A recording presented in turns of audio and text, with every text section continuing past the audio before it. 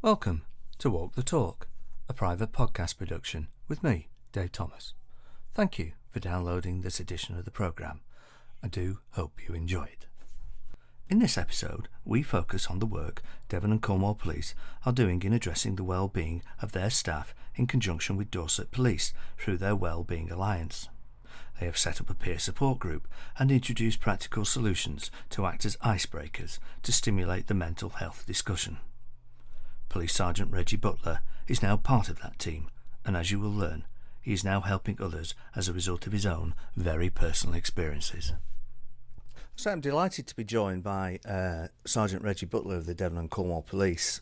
Reggie, just tell me a little bit about yourself and how a street-hardened cop got into the world of well-being.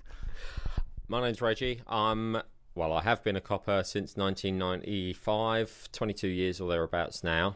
All my service has been frontline. I started off response policing, done my probation in Torbay, then went down to Cornwall, Newquay, and the joys and funs of Run to the Sun and everything else we had there in the summer fun.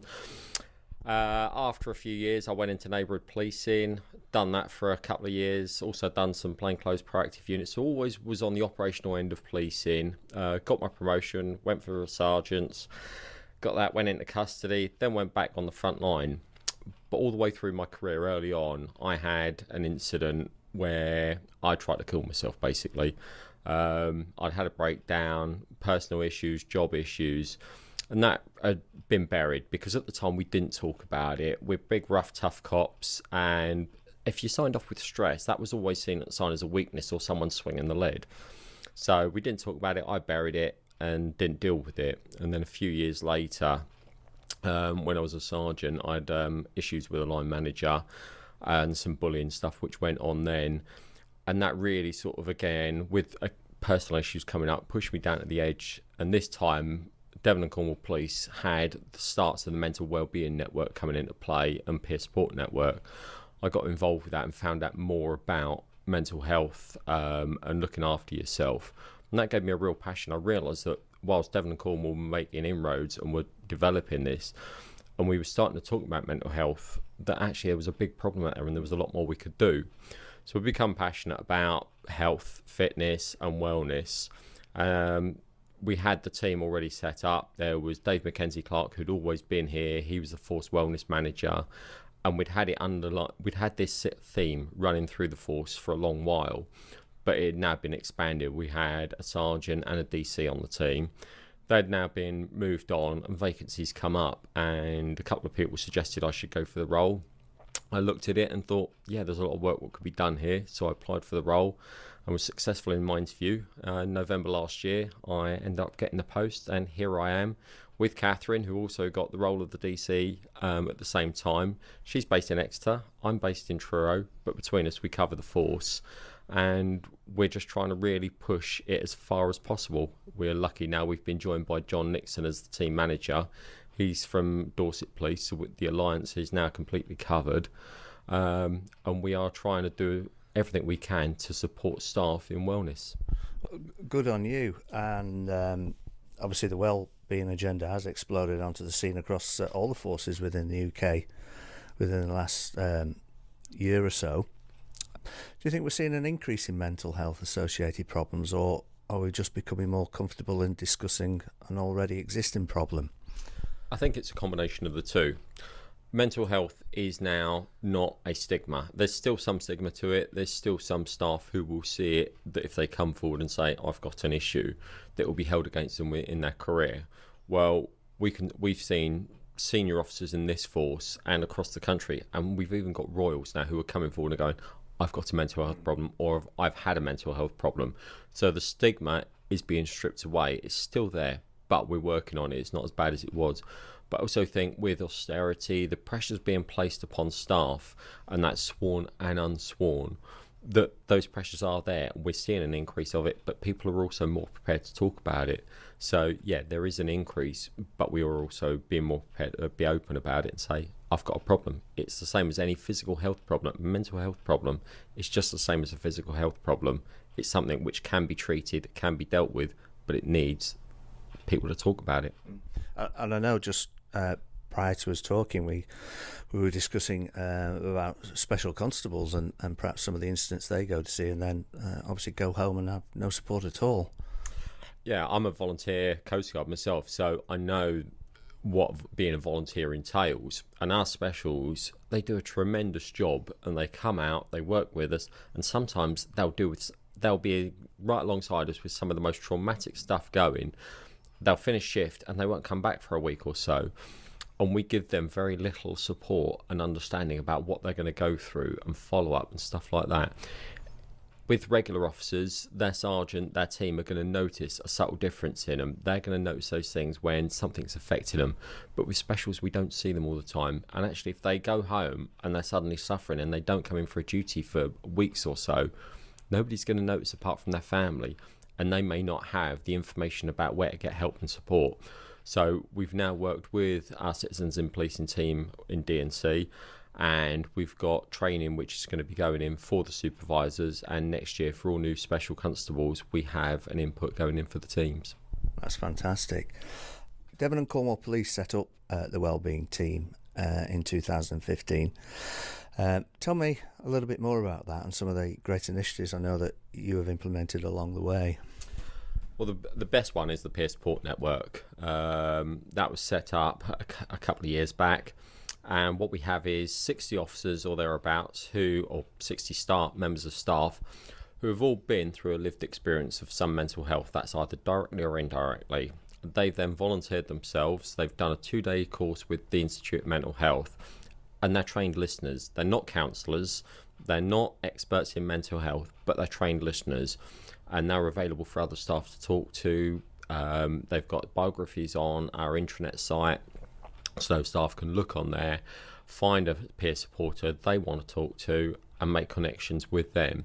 And that gives staff an informal way of talking and having a critical friend there when they need it.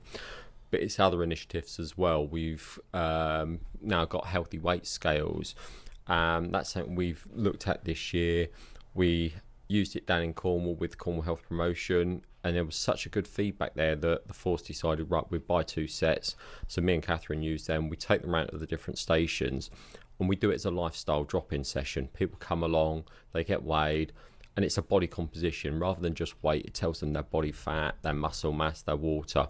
And as well as talking about that, that often leads on to conversations about mental health. And we've had several people come up to us while we're doing this and saying, look, I've got this problem, how do I deal with it? So it's a real good icebreaker. But it's also a competitive edge, because one of the things it gives is a metabolic age. So there's a real competitive edge. Who can be the youngest? And we have staff going around, and we thought at first it would be just a little bit discreet. People talking about their weight, we thought they'd be hiding it and hiding away. They're not. It's like a game of top trumps. We've had stations where everybody's going around comparing results. Who's got the lowest fat? Who's got this? Who's got that? And it's really provoked talking. It's ended up that people are actually, right, who can do the most weight loss? Because what we try and do is go back every 6 weeks, 8 weeks, so people can compare. So we're giving the people the advice, we're guiding them on sort of healthy lifestyle choices they can make. And we're seeing some real massive differences. People are losing weight, they're feeling better, they're sleeping better. So all of these things are coming along. So that's one initiative. And on the back of that, we do deliveries, we do workshops. So for departments, we can go in and we can do 1.5 hours input on stress or mental health, stuff like that. We're doing that with all our initial student courses now. We started off 1.5 hours. We're now up to about 3 hours per course. Wow. And what we have is we have colleagues within the force who are also qualified in specialist areas. So, for example, we've got Jules down at Plymouth and Daz at Liscard. They're qualified in diet and nutrition. Daz is currently doing his degree in it, so we utilise him to come along, and he'll do presentations. He'll do an hour's delivery on diet and nutrition, explaining to people actually on shift work, this is how you should be eating, this is the sort of stuff you should be eating. So we're talking to people about their diet, we're talking to people about sleeping, we're talking about mental health, physical health, and this is really starting a little change within the force. It's like I always draw a simile to an oil tanker. We've been ploughing along, we're now changing the direction. The other things the force have done is health and wellbeing delivery groups. So strategically, we have a group sitting at chief level where we have heads of departments who will meet every quarter, and they will look at the strategy for health and wellbeing within the force. That then feeds down to the sub-delivery groups for the local policing area, the basic command units, local policing areas, who also have their own groups. And then they are then looking at the interventions, the actions, the delivery. So we work with those groups as well. We look at, right, what can be done locally? How can we help? And it's just different initiatives. Table tennis England and the local sports partnerships have approached us and said, right, how can we work together? So we're looking at, okay, can we put table tennis tables in stations?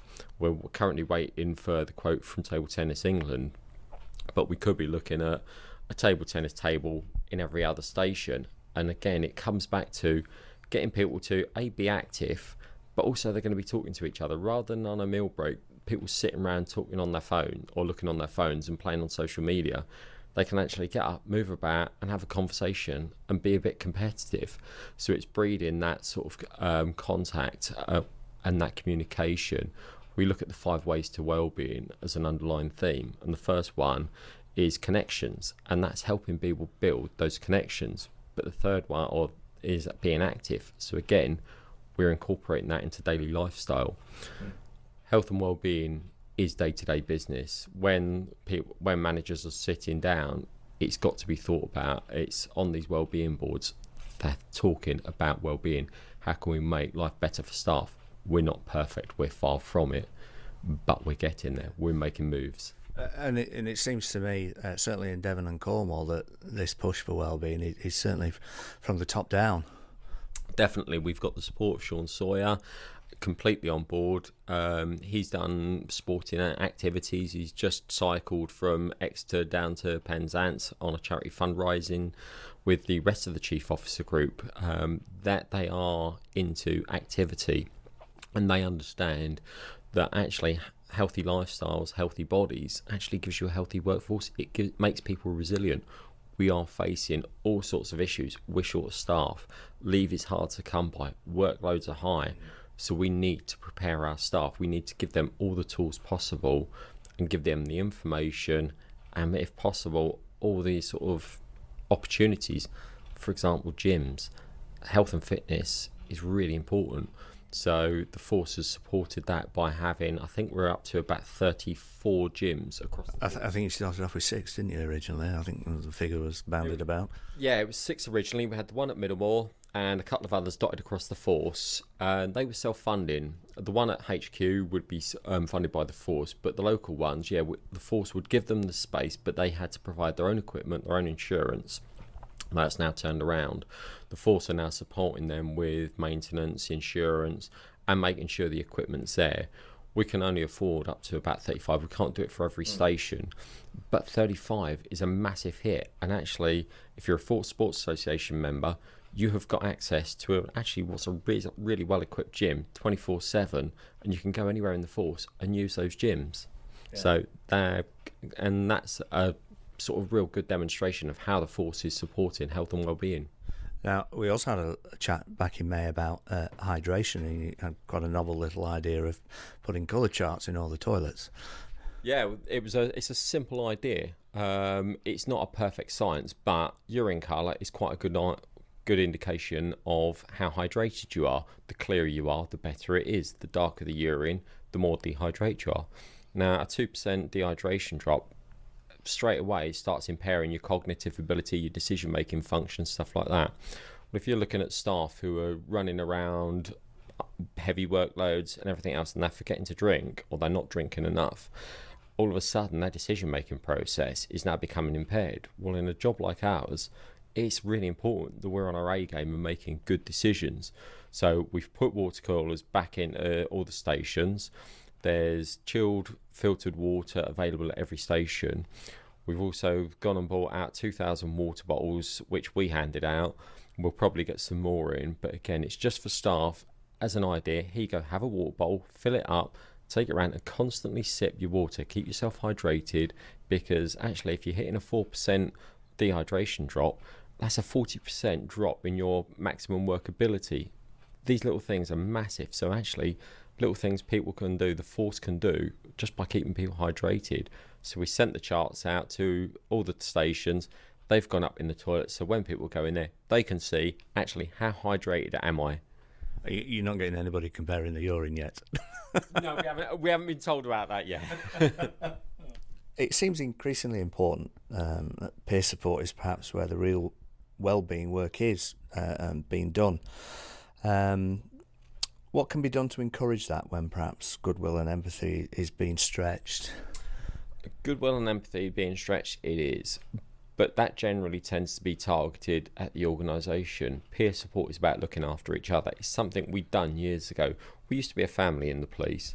We switched around, and all of a sudden we become very much more business-like. We become very orientated on function rather than people. We're now starting to go back to actually realising we need to look after our staff. Those are the core business. That's what we're here for. If we don't look after them, we break. In the Coast Guard, we have a hierarchy of rescue, and that works out as the first person to be looked after is the rescuer, the second one is the teammates, then it's the bystanders, finally it's the casualty. In the police, we need to be looking at something similar. We need to look after our staff first and our teammates. That's what peer support is. It's about looking after our teammates. It's about knowing, actually, Fred's off his A game. Is there something wrong? Can we go up and just ask something as simple as, are you okay? Is there anything I can do?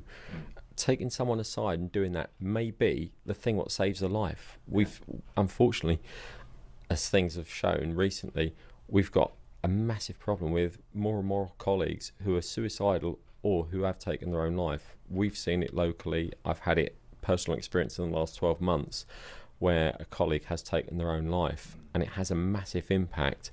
And perhaps if we were looking after each other a little bit, if we had the courage to ask that question, are you okay, and actually listen to the answer, that's what peer support is. That's what we need to be doing. And it's the decent thing to do, isn't it? Because we wouldn't treat the victims that we deal with every day the way we treat ourselves. No, I had a colleague yesterday say to me when we were talking about some issues that if we're dealing with the public, mental health wise, we're on our A game. We know what to do. We know what to say. We know where to get the support. We know how to look after them. Yet there seems to be a barrier when we're looking after our colleagues. We seem to be afraid of it, and perhaps it shows us our own fallibility. But if someone is struggling, give them the same support. You also mentioned last time we spoke about fruit baskets being put in the police stations. Just tell me a bit about that. Yeah, it started off with a trial down at Newquay Police Station. They got the funding from the local policing area commander to trial buying a fruit basket in 3 times a week. So it was Monday, Wednesday and Friday. Free fruit, little basket from a local supplier. They done it at cost price. So it was getting in touch with them and saying, look, what can you do for us? And it's easy peel stuff. It's easy to eat. So your bananas, your satsumas, your apples. It's stuff that people who are on the go can pick up a piece of fruit and actually take with them and eat quickly and easily. That went massively successful, and now that's being replicated across the force. But the thing is, with something like that, there is a cost. So there's 2 different models. One, if you can get the funding from your boss, great, go for it, and it might be just once or twice a week. The other one, which is a bit more sustainable, is similar to the old tuck shops in the station. It's an initial investment of a few quid, buying a bag of fruit from a local supplier, putting it on the desk and charging 20p for a small piece, 40p for a large piece, and it's there and available for staff. And then it just needs someone keeping an eye on it, and then it just keeps being topped up. The other suggestion, which a couple of people have done now, is they've got smoothie makers and they've bought those in, kept them next to them. So again, little recipe cards, a few ideas, and if the fruit's starting to look a bit ropey, start making smoothies. And it's encouraging staff to do things like that. So actually, what can we do? We'll have a smoothie day, and people coming in with different ideas, and it's keeping people eating healthy. And all of a sudden, people are seeing that food can be exciting.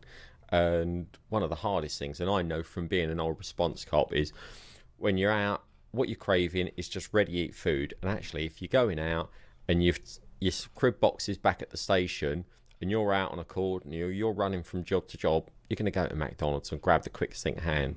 Unfortunately, the nutrition value of McDonald's isn't that great. Tastes good for half an hour, but then you're wanting something else. And what we're trying to do is educate people to say, actually, have a refrigerated crib bag and have snacks in your bag which are healthy, which you know what's in there.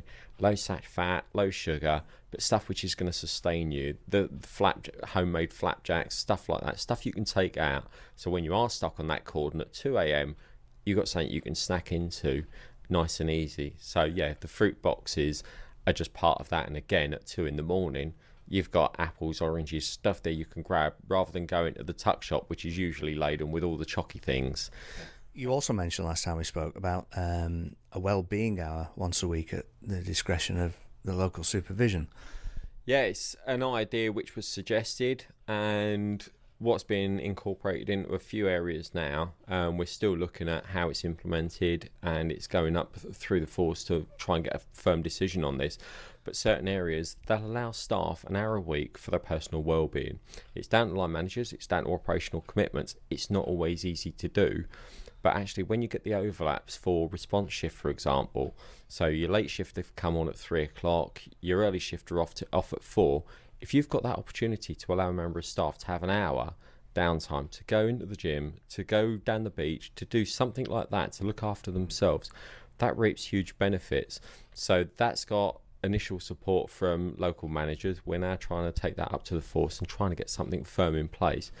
But the staff are really appreciative of that little bit of effort. It's a small token gesture and it's not a massive thing, but staff are seeing that actually we've got something back. I suppose it's the equivalent of the early dart, I suppose, isn't it? Yeah, we've always had that there. Staff have always been dedicated and given time to the job. They've always stayed on it later if needs be. They've come in early. We know the shift starts at 7 o'clock in the morning, and the early shift are usually there 22, 1:45, allowing the night shift to go off early. So actually it's paying back a little bit. It's not a lot of time.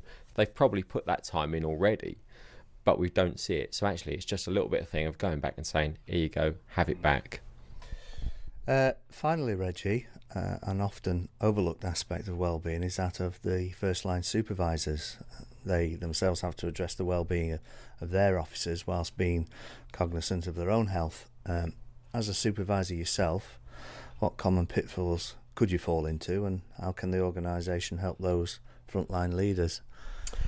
The common pitfall is thinking you're too strong and having to think that I've got to be strong, I've got to be the strong one and standing there, and when you are suffering, not asking for that help yourself.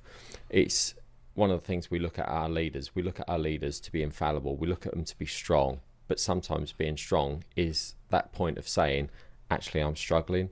And we're now starting to see a number of managers and leaders in this force who have turned around and said, actually, I've been through problems. We've got a very good superintendent who's gone through postnatal depression, and she will be open about that, and she'll offer to support other colleagues. And I think that's really important to see. But we also need to look up, and actually if we see our supervisors struggling, let's not be afraid of doing exactly the same as we would for any other colleague and taking them on one side and going, are you okay? Is everything fine? And looking after them. It's not just supervisors looking down, we should be looking up. We need to be a family and looking after each other. So for supervisors, it is a case of if someone asks you, be cognizant that actually you may not be right. Right, I think we're going over to the gym now to have a look at one of your wonderful weight machines. Just over 5 foot 10. Right, Paul's going to get on the scales now, so Kathleen, just explain to me what's going on here. Okay, at the minute Paul's gone onto the scales, so what I'm going to do is just put in his details into the machine, the standard male. Discreetly, Paul, how old are you, please? 55. Thank you. He doesn't look it, does he? Not at all, not at all. I'm surprised that people who come through look so young. Right, okay, and then we put in the height, and then the machine's just sending up the electrical pulses, so then we get the readings as well. So if you just stay there a minute for me, please. And there's a printout, it's generated a printout now. All the printouts generated, so that gives lots of different information that Reggie's going to go through with Paul. But I want to make sure that Paul's aware that today isn't just about physical health, but it's about mental health as well, and the peer support service that we've got in force. If you want to step off, Paul, Sure. You probably saw the leaflets over there that we've got, and Yes. just to make you aware, today's is about mental health as well as physical health. Yeah, it's good. So we do have the peer support service within the force, which is staff and officers offering that support to their colleagues. So if you do need that, or colleagues need Sure. that you're aware of, just to make you aware of that, and that's what today's about, is just bringing that information to you. Fine. Okay, it's on SharePoint, but the details you're given has also got my contact details on, so you can give me a shout anytime. Great. Okay, all right, you. but I'll hand you over to Reggie, and he will go through all those figures with Lovely. you. Thanks very All much. right, Okay. thank you. Thank you. All right. Yeah, Have this good. done before? I did do it a little while ago when the airwave people did their... Right, this is a different one. Sure, So, okay. Go through this with you. Yes. So what we've got here is your weight is 80 kilograms. Sure. Of that, 19% is fat, which is 15.2 kilos. And if we look down here, the desirable range for a guy your height and age, 8 kilos to 18.2 kilos. There's a little indicator so you can see you're within the desirable range, near the top end, but no major dramas with that at all. Okay. Fat-free mass, everything in your body apart from fat, weighs 64.8 kilos. Of that, 61.6 is muscle. And again, we come down here to the desirable range, and it's bang in the middle of the desirable range for muscle.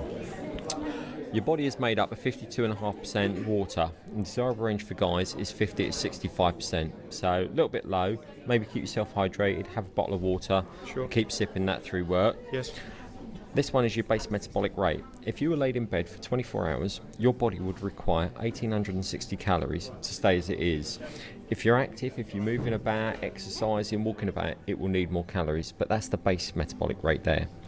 Your metabolic age, your body age, is 40, so you've managed to knock 15 years off your age. Very good. That's a nice one. Yeah, I'm pleased with that. Thank you. Be happy with that. Be happy. Very happy. Everybody's happy when they lose age. You can go home and tell the partner, Yeah, now, look, yeah, you've yeah. got a younger man in there. You'll be amazed. Visceral fat. Visceral fat is the fat which is stored around the lungs, the heart, the organs. It's the internal stuff and the stuff you can't see, and it places Yes. a strain on them. You don't want it to be above 13. The lower the better. So 9 is single figures. It's good. It's no problems. Keep an eye on it. We'll be coming back in 6 to 8 weeks. Come and have it done again. Just keep an eye on it Yeah, all the good. time. BMI we put on there as a guide, but it's a bit misleading because it doesn't take into account muscle mass, but it's on there anyway. So those were all the results on there. It's all explained in that leaflet. Great. And a free pen for you as well. Lovely. Thanks very much. All right. Been good. Was that a surprise to you, the results? A little bit, yeah. I mean, I do like to keep myself in good shape, both mentally and physically. So I'm pleased with that. I mean, it's nice to know I'm not only looking younger, but actually the figures speak for themselves. So all in all, yeah. I mean, it's useful to hear about the keeping hydrated, because I'm conscious about keeping the fluids on. Less coffee, less tea, perhaps more just water. So all in all, yeah, I'm very. And what prompted you to come today? Well, I'm quite conscious that once you've reached sometimes the 50 mark, to keep the healthy man check going, because other things can kick in. And as I think Reg quite rightly says, what you can see on the outside is one thing, but it's the inside that I'm more concerned about. So I think it's a case of just being aware of that, really. Thank you very much. Thank you. So no major dramas. Maybe knock it back a little bit. If you cut the kilos off, half a stone or so.